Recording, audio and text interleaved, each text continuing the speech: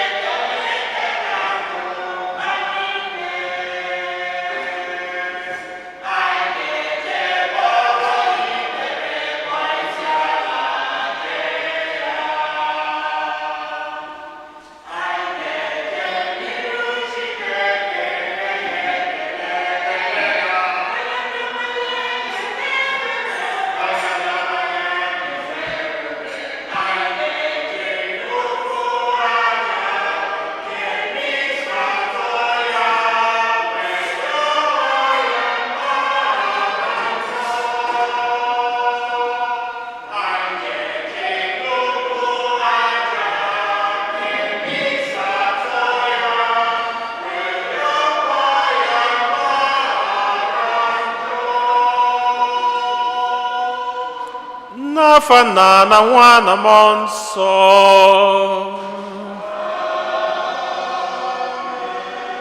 Ka ngọzi nke Onyenwe anyị Jesu Kristi na ịhụnanya nke Chukwu Nna na ịdịkọ n'otu nke Mmụọ Nsọ na-enye dịrị unu niile.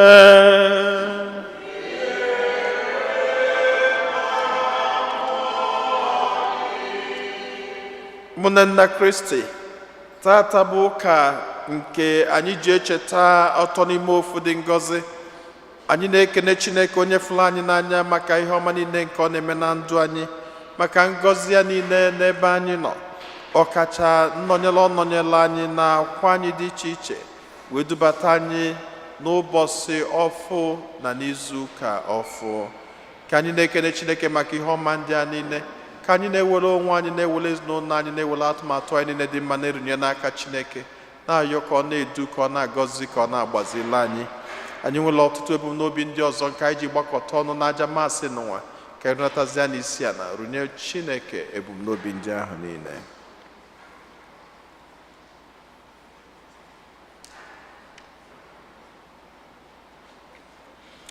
Ụmụnna, ka anyị kwado onwe anyị nke ọma maka nnukwu mme nke Yukaristia n'ụwa site n'ikwupụta njọ anyị.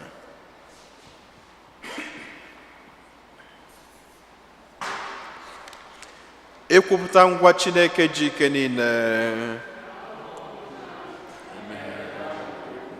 Site n'echiche, n'okwu na omume, na site n'ịrapụ ezi omume kwesịrị na nga-eme, site na mmehie m, site na mmehie m, site na mmehie m nke kasị ukwuu.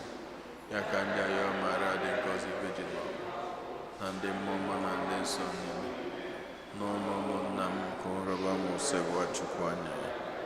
Ka Chineke ji ike niile mere anyị niile ebere, gbaala anyị njọ aga, ma duru anyị na ndụ ebe ebe.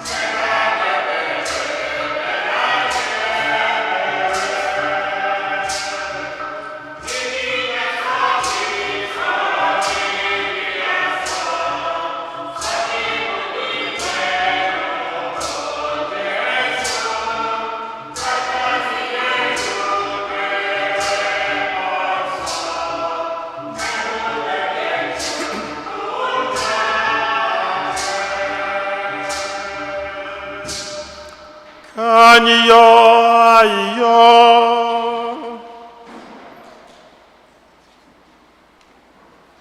Chineke nna, izitere ụwa okwu nke eziokwu na mmụọ nke ido nsọ, were mee ka ihe omimi gị dị ịhụnanya chawapụta n'ihu mmadụ. Biko mee ka anyị bụ ndị na-ekwupụta ezi okwukwe, mata ebube nke atọ n'otu dị ngọzi dị ebighị ebi, ka anyị were sekpụrụ ịdịkọ n'otu dị ike na ebube eze gị. Anyị yọrọ nke a site na dị nwe anyị Jesu Kristi nwa gị, onye gị na ya dị ndụ na-achị na ịdịkọ n'otu nke mmụọ nsọ, otu Chukwu site n'ụwa ta ụwa niile.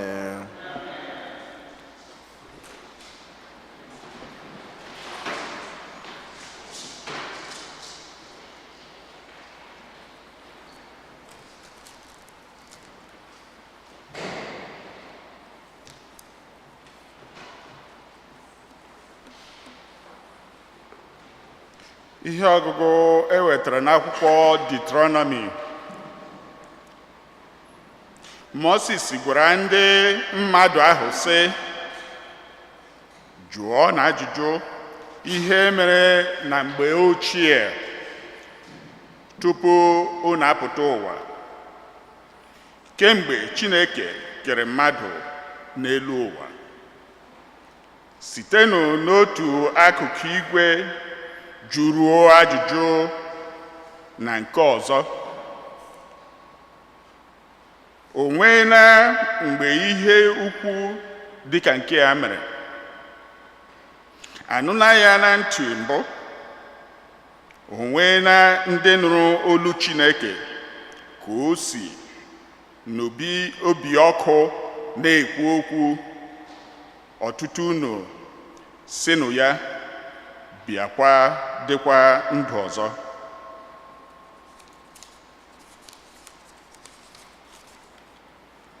O nweela chi ọzọ unu nụrụ na ọ nwara ma mee ka ndị ya site n'ala ebe ha bụ ndị ohu pụta, dịka Onyenwe anyị Chineke unu mere unu n'ala Ijipt?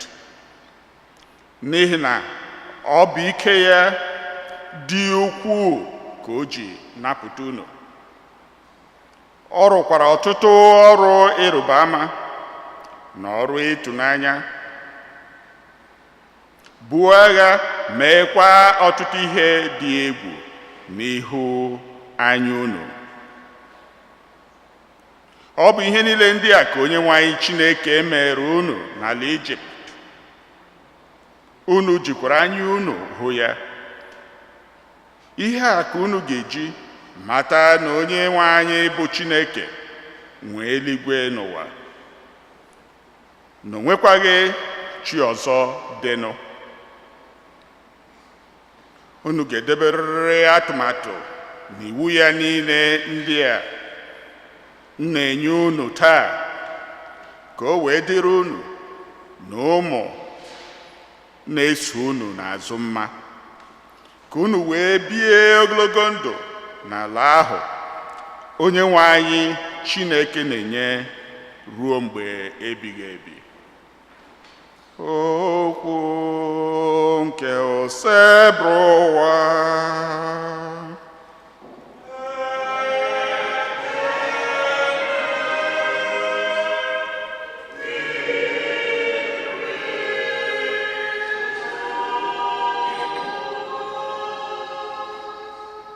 Ngọzi dịrị ndị Onyenwe anyị họrọ ka ha bụrụ ndị nke ya.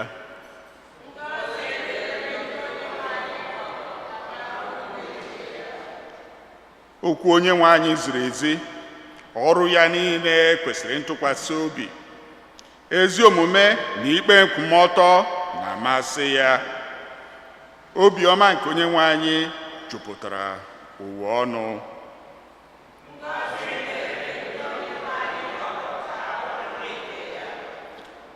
E mere igwe site n'okwu ọnụ nke Onyenwe anyị. Iku ume si ya n'ọnụ ka ejikwara mee kpọkpando niile. N'ihi na o kwuru okwu, ihe wee dị. O tikwara iwu, ihe wee kwụrụ.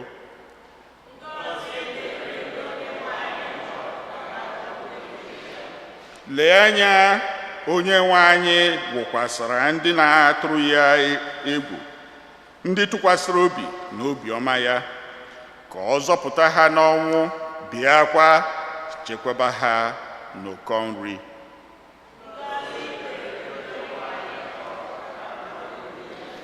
Mkpụrụ obi anyị na-eche Onyenwe anyị.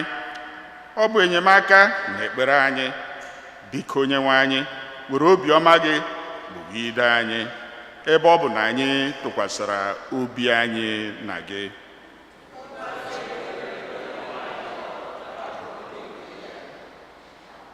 Ihe ọgụgụ ewetara n'ozi nke Pọl dị asọ degara ndị Rom. Ndị niile mmụọ Chineke na-edu bụ ụmụ Chineke. n'ihi na mmụọ nke unu natara abụghị nke ịbụ ohu ma ọ bụ nke ịlaghachi n'egwu ọzọ, kama unu natara mmụọ ịbụ ndị Chineke jiri mere ụmụ. Otu mmụọ ahụ na-enyekwa anyị ike ịtụku Chineke sị, Nna, ezi nna m. Mmụọ nsọ ahụ n'onwe ya na-esokwa mmụọ anyị na-agba akaebe na anyị bụ ụmụ Chineke. Ọ bụrụ na anyị bụ ụmụ ya, anyị ga-eso Kristi eketa oke na akụ na ụba dị n'alaeze Chineke. Ọ bụrụ na anyị na Kristi soro hụ ahụhụ, anyị ga-esokwa ya keta oke n'otito Chineke ga-enye anyị. Okwu nke osebrụ ụwa.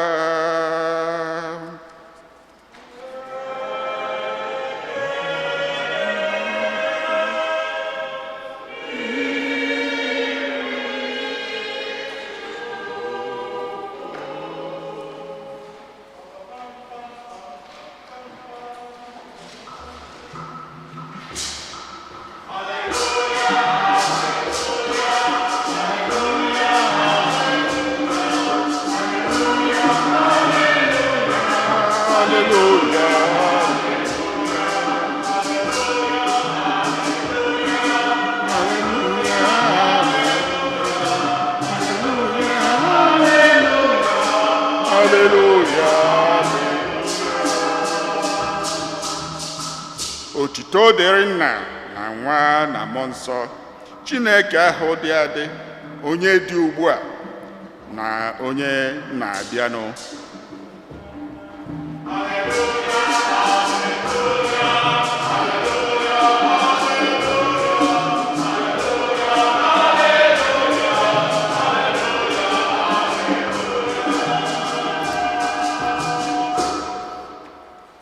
Onye nwe anyị nọnyelu nọ.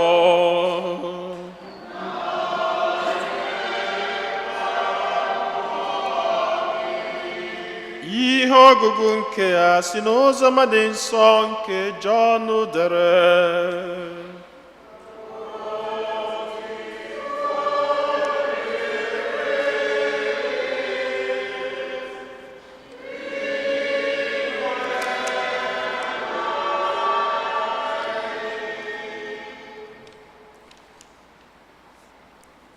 Ụmụazụ 11 ahụ wee bilie gaa Galili, ruo n'ugwu ahụ Jesu si ha jee. Mgbe ha hụrụ ya, ha kpọrọ ya isi ala, ma ụfọdụ nwere obi abụọ. Jesu wee bịakwute ha gwa ha okwu sị, ewerela m ike niile dị n'eluigwe na nke dị n'ụwa nye m. N'ihi ya, gaanụ mee mba niile ka ha bụrụ ndị na-eso ụzọ m, na-emenụ ha mmiri Chukwu n'aha Nna na Nwa na Mmụọ Nsọ. Kụzierenụ ha ihe niile m nyere unu n'iwu, ma matakwanụ na-anọnyere m unu mgbe niile ruo n'ọgwụgwụ ụwa. Oziọma nke osebrụ ụwa.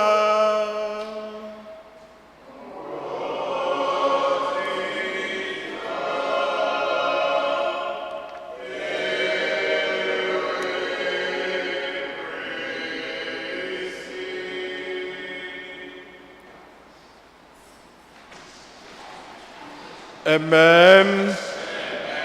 Uto dịrịnụ Jesu, onye jisi ike, onye gbakọta ya lụ.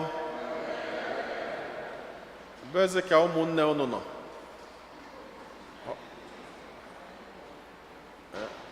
Ka ọ pati nya aka na-asọfa. There is something that makes me come into your presence, my helper. There is something that makes me come into your presence, my helper. my helper, oh, my helper, oh. There is something that makes me come into your presence.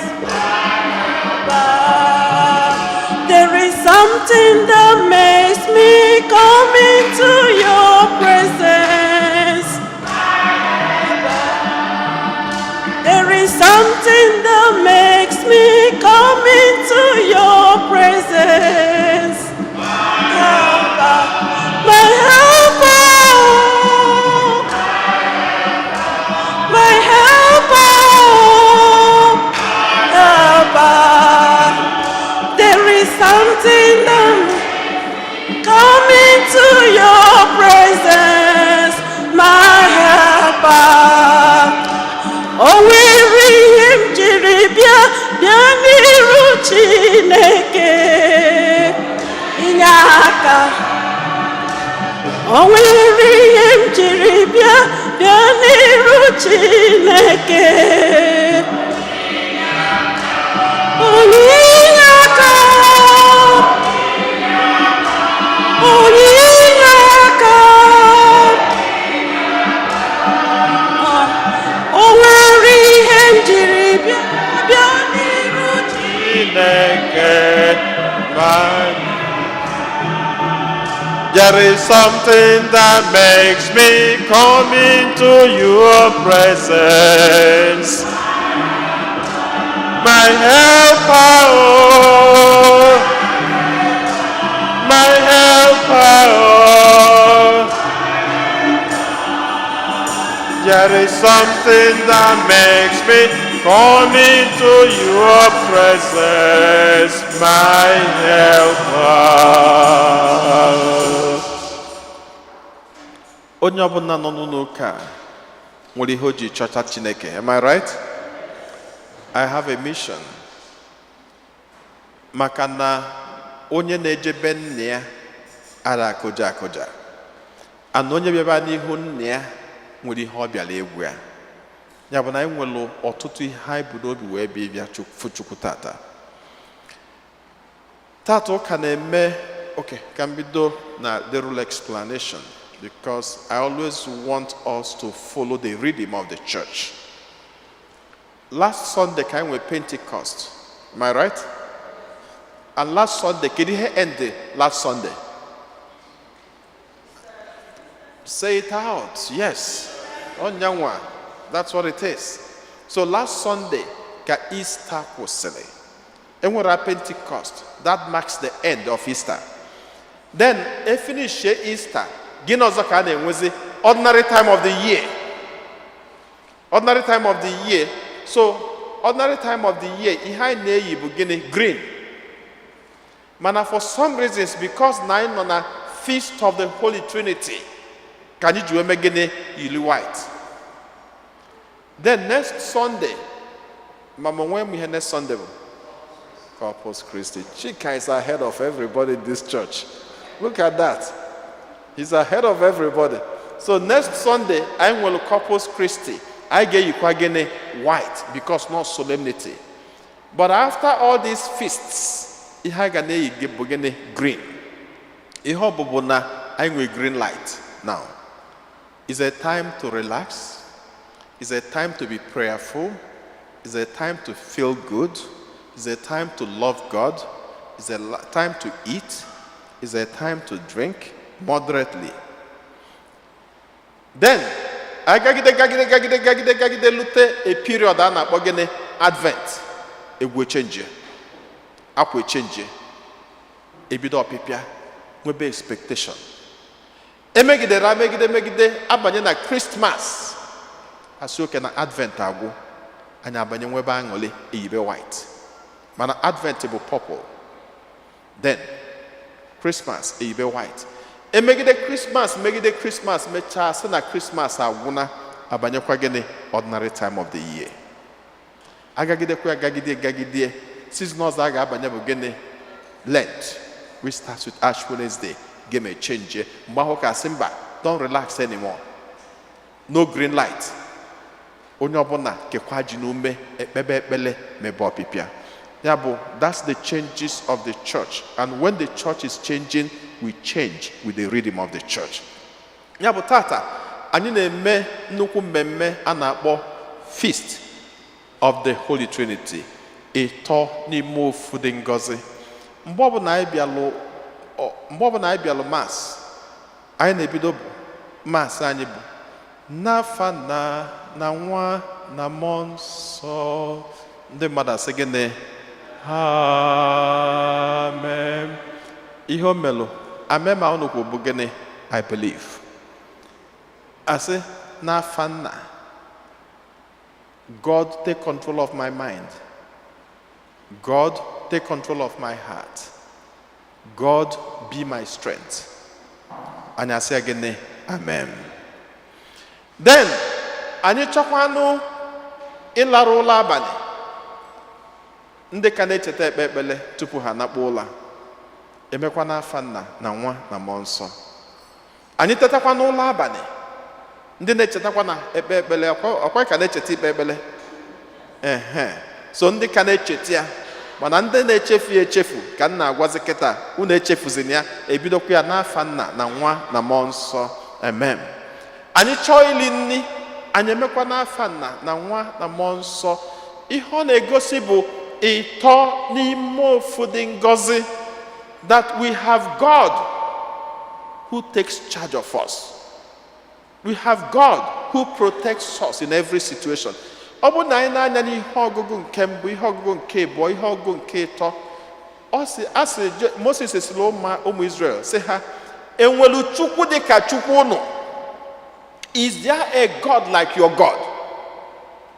Chineke ọ na-abụ unu kpọọ owele ọkụ megịnị gbadata.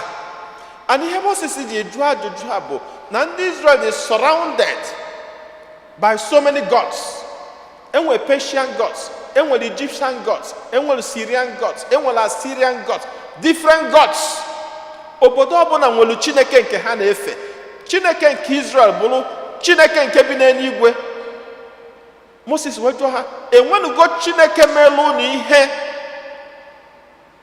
Chineke unu nwa na-eme? Ha sị mba. Na kedu ihe o ji wee jụọ ya? Ọ bụ na unu chetalụ ndị ma the movement, the Exodus, mgbe Pharaoh sizili ndị Israel wee jụ na ha mapụ, Moses wee sị ya, I am said, release them. Pharaoh wee jụọ, onye bụ I am? Onye bụ Chineke? Kedu afa Chineke gị ahụ? Onye ka ọ bụ? Moses wee sị ya, na aga m egosi gị onye Chineke ahụ bụ. Pharaoh wee kpọpụta ndị amụma ya niile, kpọpụta ndị prophets ya niile, kpọpụta ndị magicians ya niile. Ebido ndị magician ya, onye were ọkpọsụ oji ọ tụọ n'ala, ọ ghọrọ agwọ. Moses nekata ha. Moses welu nke emegịnị tụọ n'ala, ọ ghọrọkwu agwọ. Dị na agwọ nke Moses emegịnị eno nke ha. Kedu ihe agwọ Moses ji eno nke ha? Maka na Moses nwere Chineke kacha chi niile. Ọhịa niile ka Moses mekatalụ. Pharaoh wee sị, na ya afụgo na Chineke unu dị gịnị superior than our own, you can go. Ịbanyekwa ị na-enelekwa, there are so many miracles God performed in the Old Testament to show that he remains the supreme God. Ịbanye n'ihe ọgụgụ ndị mmakwa the story of Elijah. Elijah mgbe ọ na-agwa ha sị, let my people be free. Maka ha na-egbusi Ahab na Jezebel, na-egbusi every prophet. They were killing every prophet. Ụfọdụ si ọsọ Elijah. Elijah gbakọtazi ọsọ sị gịnị na-achụ dị ya? Ụkata ha, ọ bụrụ na ị ma na Chukwu a ị na-efe bụ ezigbo Chukwu, let's put a challenge. Elijah si okay. N'ọkịtị a ka ya agwazi unu na Chineke bụ Chukwu is the God of conqueror. Ewe nọ na theater, onye ọbụla zuo. Ewe je kpọpụta prophets of Baal. Ha niile nọdụ na-eti na-akpọ Baal. And part of the contest bụ na a ga-edobe a bull. Edobe bull. Asị oke ka amalụ nke ga-enwe ike kpọdata ọkụ. Ndị prophets of Baal, o tikata ma mụ na ọfụgo ebe ndị ụka ekpere na-agba egwu. Enufu ebe ndị ụka ekpere na-agba egwu, agba ọnọkata ọtụ onwe na roluo. ha niile tikata, God of this, God of that. A na-eti Elijah na-amụ ha amụ. Ha emegide ha mesịa, Elijah sị ike ọgwụgwụ na sị na ike agwụgwụ anyị na Chineke anyị ada azazi oku. O wee sị oke ka ya gwazi unu na Chineke nke ya na-ekwu bụ the God that answered by fire. Ọ sị ha ngwa na ihe unu ga-eme bụ bụrụ na mmiri wugodi n'elu ihe a. Ha sị na a na-ekwu mgbe ha nwa wụghọ mmiri, nothing was happening. Mana awụzie mmiri ka ọkụ ga-esi wele na mmiri, ọkụ na mmiri ọ na-aga, mmiri na-emenyụ ọkụ. Elijah sị wụọ ya mmiri ka wụọ mmiri. Ha wụsịa mmiri, Elijah sị okay. O wee kpọọ Chineke wee sị ya n'oge elugo mgbe ị ga-abịa mere onwe gị afa ka igosi ndị a na ọ bụ gị bụ chi kacha chi niile. O tinye ozugbo pịam ọkụ na-elele si n'elu megene gbadata. Onye ka Moses wee jụọ ha enwenugo Chineke everywhere that is as powerful as your God. Ụmụnne m na Chineke, the God we serve is a powerful God. Ọ Chineke na-aza ekpele. Nke a na-abata, enwere one family, ha na-achọ nwa for years. For years. Nyaka asked him that they have a miraculous baby when they were not expecting it. God did it. Ọ Chineke na-abịa mgbe onye ọbụla amarọ na ọ na-abịa. Anonya ka ihe ọgụ nke ịbụ ji esi anyị. Ọ sị the spirit we have is not the spirit of slavery. Na mmụọ nke anyị nwere abụrụ mmụọ nke ụjọ, na mmụọ anyị nwere bụ mmụọ nke ụmụ Chineke. And that's what we are. Ụmụ Chineke. Abịa n'ozi ọma, egosipụta anyị n'ozi ọma sị anyị mgbe Jesu si ụmụazị ya, he appeared before them. Mgbe ha fọrọ ya, ụfọdụ kpọrọ ya isi ala, ụfọdụ nwere obi abụọ. So many of us worship God, but so many of us still doubt the potency of God. And so in our lives, I have these two pictures. Ndị bụ ụmụazụ Jesu, ha fọrọ ya, ụfọdụ fịasị kpọrọ ya isi ala, ụfọdụ sị mba na we're not sure no nyanwa. And they became indignant. They refused to worship him. But say, I have given you every power. God has given us every power. We don't have the spirit of slavery anymore. Rather, we have the spirit of sonship. Anonya ka ije dedicate onwanye n'aka atọ n'ime ofu dị ngọzi, 3 persons in one God, the same in substance, but performs 3 different functions. Every day of your life, dedicate yourself to this God of Elijah, to this God of Moses, to this God that said you are a heir to his kingdom. Never be in doubt. 3 persons in one God.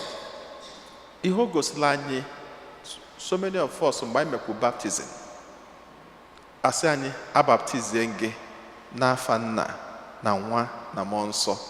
Ụka sị na ọ bụ na okwu a na-ekwuru ya na baptizim ahụ mee gịnị? Ka mma mụ na ọkachata katikizim ụnụ. Ọ bụ na enwe ekwutelie ka ekwutelie ihe ọlụlụ alụ mama jere katikizim ochie. Ọ sị na ọ bụ na ekwuru okwu a na baptizim ahụ eme gịnị? Alụa.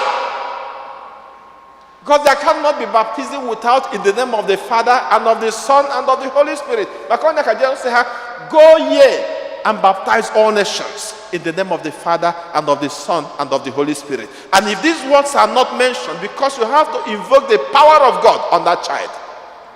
If these words are not mentioned, baptism aloha. There is no baptism. They are so united. One big lesson we have to go home, or 2 big lessons we have to go home with. Number 1, you have the supreme God that watches over you. Invoke his name every day, because the spirit you have is not the spirit of slavery. but the spirit of sonship and daughtership. Number 2, 3 persons in one God speaks about unity and love. So many families nwere nsogbu. Ọtụtụ ezinụlọ nwere nsogbu. And na nsogbu ahụ bụ, and I always tell people, there is nothing as beautiful as family. Ị nwere ike inwe enyi niile nọ n'ụwa, especially ọ bụ na ị nwere edge over people. What happens? You have attractions. N'etu ụwa dị, enwere one big lesson mmụta when I was growing up. When my dad was working, he worked in the bank for so many years. Mgbe ha na Christmas na be anyị, mmadụ ada akọ. A ga-ebutekata ewu, butekata akpa rice, butekata ihe ọ bụla enwere ike ibute. We don't buy nothing for Christmas. Because the people will be coming. Ebe na-etie nyanwa na-ama n'elu chee n'ụtụtụ a na-etie bụ nyanwa. Amara na seat ọ nọ na ya. Ka ndị a na-esogharị ya ka ijiji. Anyị nwachekwa nọ because he's a good person. Until nwoke a were retire n'ọlụ oyibo. Ị nweghị ike ịfụ mmadụ na be anyị kpam na Christmas. Ị nwere ike ịfụ oke, ị nwere ike akpa rice niile ahụ megịnị na. So a na-asịsị ndị a niile nwoke a binyechala ego sicha through the bank ma wayo dị n'ime ebe ahụ. Where are they? Sọsọ ndị nọzịa bụ ụmụ ya na nwunye ya na ụmụnne ya. Ndị enyi niile ahụ, yeah. And so sometimes we anchor around friendship. Friendship is beautiful. Don't get me wrong. Monokwe for family. Keep your family. When the chips are down, ụmụnne gị na ụmụ gị, nwunye gị, di gị, ọ ha bụ ndị ga-akwụ gị n'azụ. Enwelu, anyị jelu ihe na New Jersey. Mfu older people, di na nwunye, mgbe sister made ihe, when they were going home, nwoke na-amazi jiji, nwunye eji nwa na-eme gịnị na-esosie ike. The only bodyguard nwoke a nwere n'ụwa kịta bụ onye. Ndị niile na-eme divorce, ụnụ agụkwa na fada, ụnụ tọkwa atọ, onye ka nke ọghọta ije, onye ka nke ome gịnị ọghọta ije, nke onye ji ya jisikwa ya ike. Maka na when the chips are down, anyị onye ọbụla eme gịnị? Na-asị nwoke a na-ama jijiji, ebe ka ụmụ ya nọ? Ndị a ebi na Hawaii, ndị ebiri na California. Kedu onye ya na ya nọ? Nwunye, ọ na-ama nwunye ya chịla akwa nke ya n'aka na-eme gịnị? Na-esie, ha na-aba na-eme etu ahụ. Mbọsị akụkọ lụrụ ha na-aba akọba, ha kọgide akọgide ike gwụ ha eme gịnị? Ha nabụla. Okokporo adị ọkwọ mfe.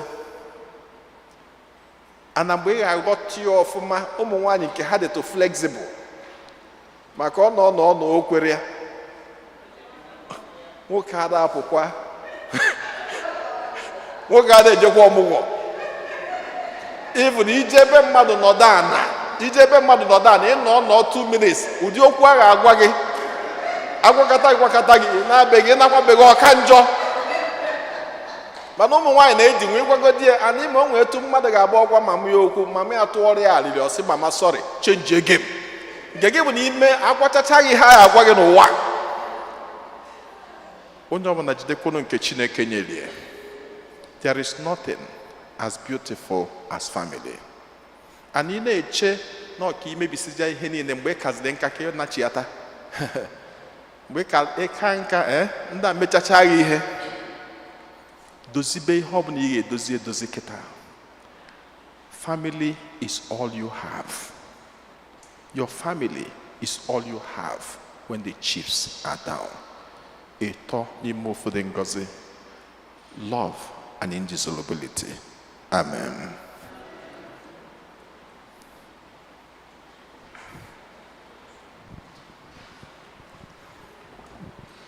ekwe m n'otu Chineke.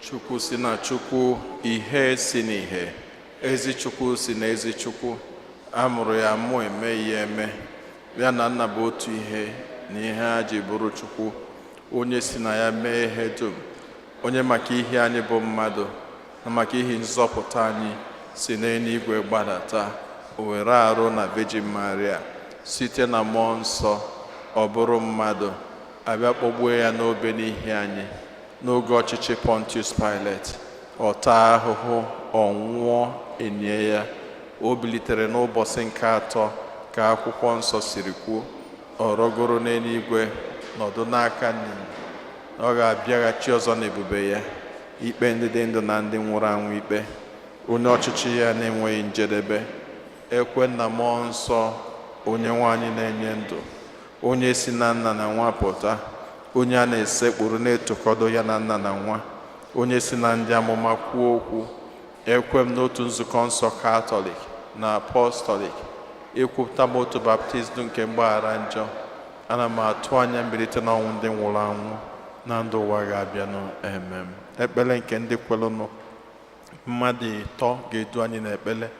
Chineke onye fụrụ anyị n'anya, anyị bụ ụmụodibo gị agbakọtago ọnụ n'obi gị n'ụbọchị tata iji welu gosipụta gị ọnọdụ ndụ anyị.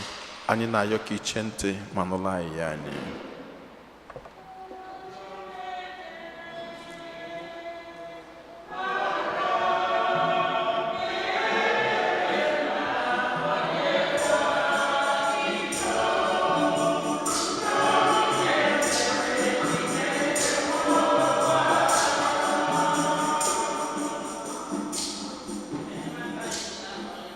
Onye mere eluigwe na ala,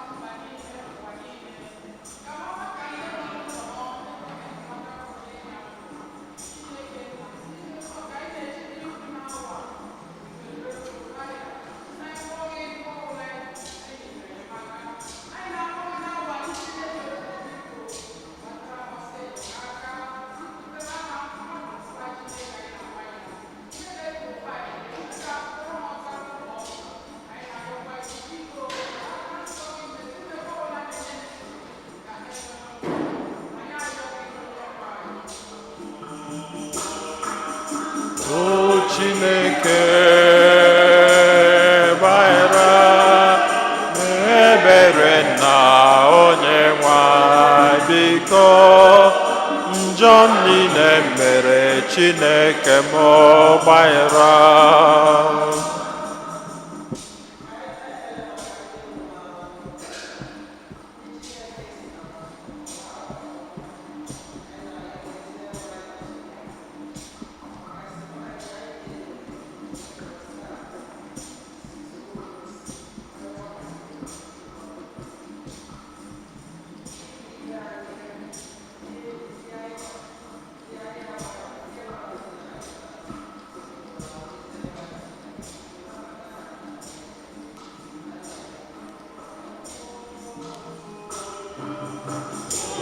Chineke gbaghara mebere na onye nwanyị njọ m niile mere Chineke m gbaghara. Ka natazie isi a nara onye Chineke bụ m n'obi ndị ọzọ.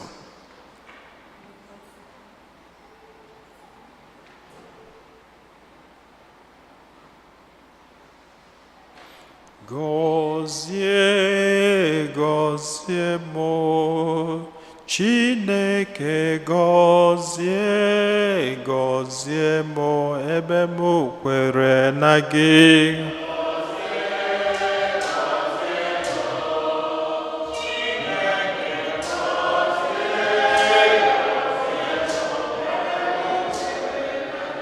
Gọzie ma chekwaba m Eze ebube, gọzie gọzibe anyị ebe anyị kwere na gị. Gọzie gọzie m Chineke, gọzie gọzie m ebe m kwere na gị. Chineke efula anyị n'anya, anyị eburugo ọtụtụ ebumnobi anyị, ezinụlọ anyị, mkpa anyị niile gosipụta gị. Anyị na-ayọ ka ichezienụ ntị n'ụlọ anyị ndị a niile, ọ gbuola anyị mkpa anyị karịa ka anyị pụrụ ịyọ gị site na Kristi onye nwe anyị.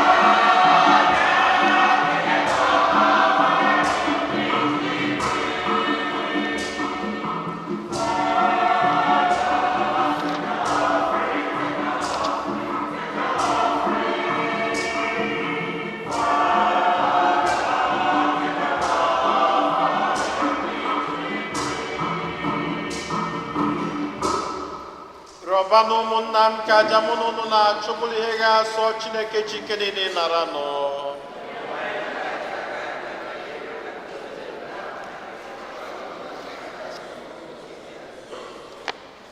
Anyị na-erunyekwazị mmasị n'ụwa n'ụzọ pụrụ iche maka ezumike mkpụrụ obi Mrs. Josephine Nwobosi. A na-erunyekwazị ya maka ngọzi anyanwụ, onye chetalụ oge Chineke kpọpụtara ya n'ụwa n'ụwa, na-ayọkwazị ngọzi Chineke n'isi ya. Dị nwanụ Chineke anyị, biko gọzie onyinye ndị a anyị bụ ụmụ odibo gị na-ebutere gị, were ya mee ka anyị site n'ịkpọku aha gị ghọrọ gị aja dị ebighị ebi. Anyị yọrọ nke a site na Kristi onye nwe anyị. Onye nwe anyị nọ n'elu ụlọ.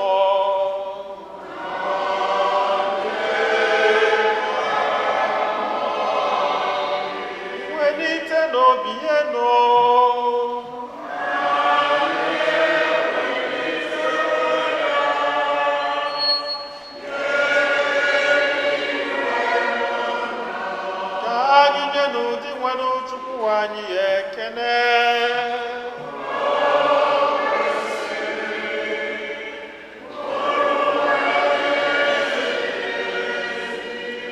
O kwesịrị ezi bụrụkwa ihe ziri ezi na-azọ ndụ na anyị ga-enye gị ekele oge niile na ebe niile, o nna dị nsọ Chineke ji ike niile, onye ji ụwa tụ ụwa. Gị na otu nwa gị na mmụọ nsọ bụ otu Chukwu na otu ose bụrụ ụwa. Ọ bụghị otu nke otu onye, mana ọ bụ otu nke onye na-atọ dị otu na Chukwu. N'ihi na ihe ọbụla nke ị gosiri anyị kwere banyere otuto gị, otu ihe ahụ kwa ka anyị ma banyere nwa gị, banyekwara mmụọ nsọ na-amaghị nkewa na ngụbọsị ọzọ, ka ọ ga-abụ a na-ekwupụta ezi Chukwu dị ebebe, a na-esekpụrụkwa ịbụ onye nke ọbụla n'ụdị ya, na-esekpụkwara ịbụ so otu nke Chukwu n'onwe ya, na-esekpụkwara ha n'otu nke ebube ha, nke ndị mmụọ ọma na ike niile nke n'igwe na-eto mgbe niile n'ukwe na-asị: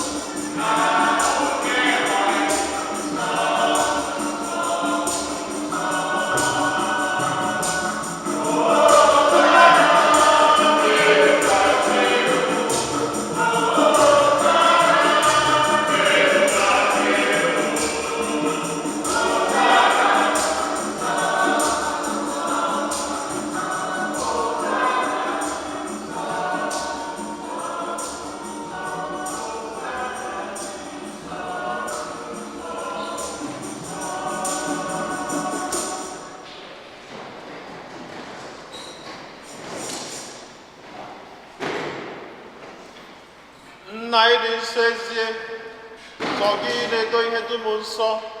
Anyị arịọ ka ido onyinye ndị a nsọ site n'ịrụkwasị ha mmụọ gị, ka ha wee rụọ ọrụ anyị arụ n'ọbara nke onye nwe anyị Jesu Kristi, onye bịara tupu edunya n'ọnwụ, nke o jiri aka ya wee nara were achịcha nye gị ekele na otito nyawa ya nye ya ụmụazụ ya, sị: naranụ nke a, rienụ ya unu niile, nke a bụ arụ m nke a ga-eduru nye maka unu.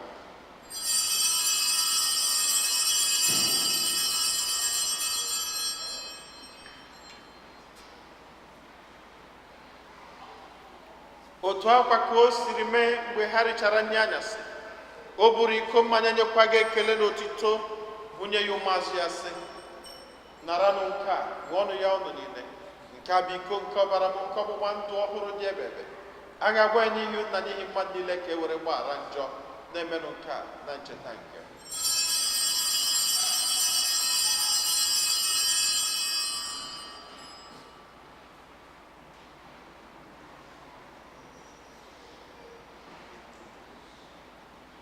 Ka anyị kwupụtanụ n'ihe omimi nke okwukwe anyị na-eme ugbu a.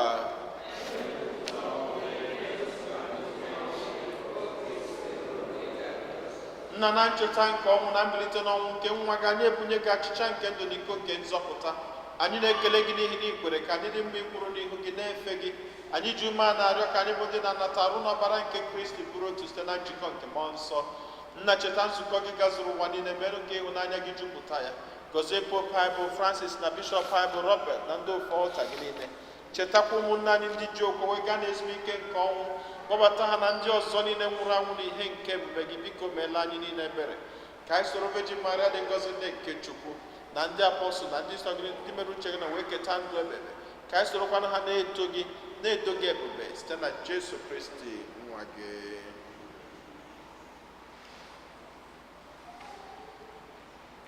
Ihe niile kere eke na-eso ya bụ Kristi, na-esikwa n'ime ya na n'aka ya, na ịdịkọ n'otu nke mmụọ nsọ, na-enye gị bụ Chukwu nna ji ike niile, nsọpụrụ na otito niile, site n'ụwa tụ ụwa niile.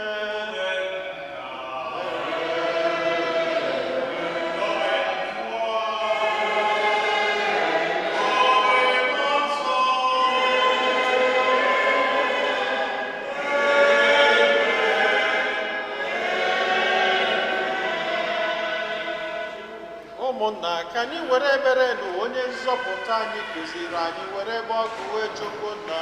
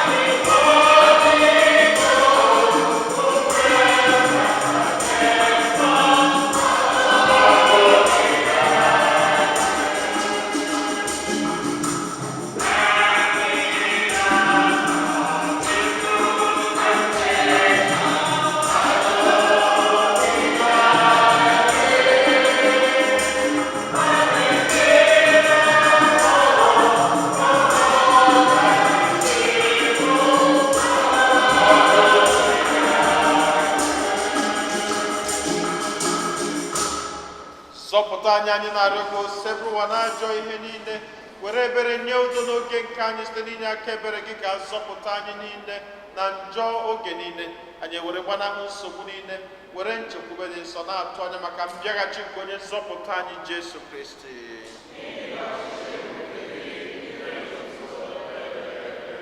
Onye nwe anyị Jesu Kristi, onye gwara ndị apọstụl gị, udo ka m na-arapụrụ n'udo nke m ka m na-enye unu, elekwa n'anya na njọ anyị, kama lekwasị anya n'okwukwe nke nzukọ gị. Nye ya udo na ịdịkọ n'otu mgbe niile ka uche gị siri chọọ. Gị bụ onye dị ndụ na-achị ebe. Udo nke osebụrụ ụwa dịrị unu mgbe niile.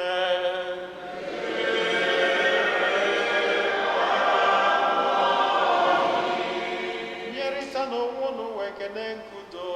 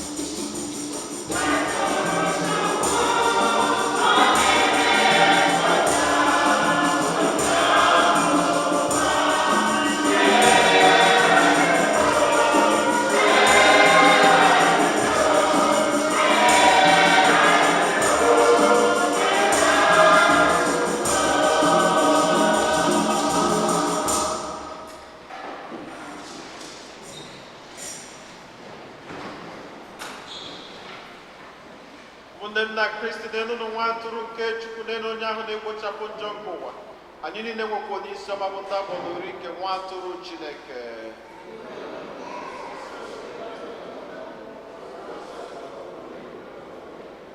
Ka n'ọbara Kristi chekwaba anyị niile wee rue na ndụ ebebe.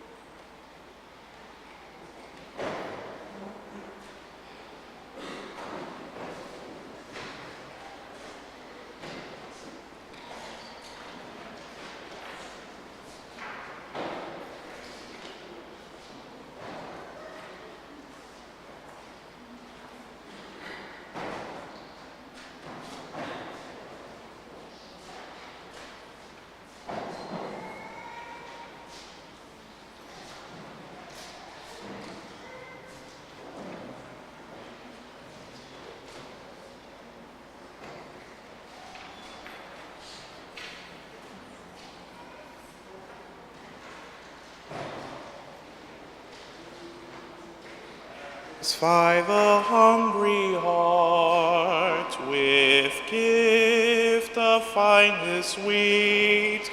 Come, give to us, O saving Lord, the bread of life to eat.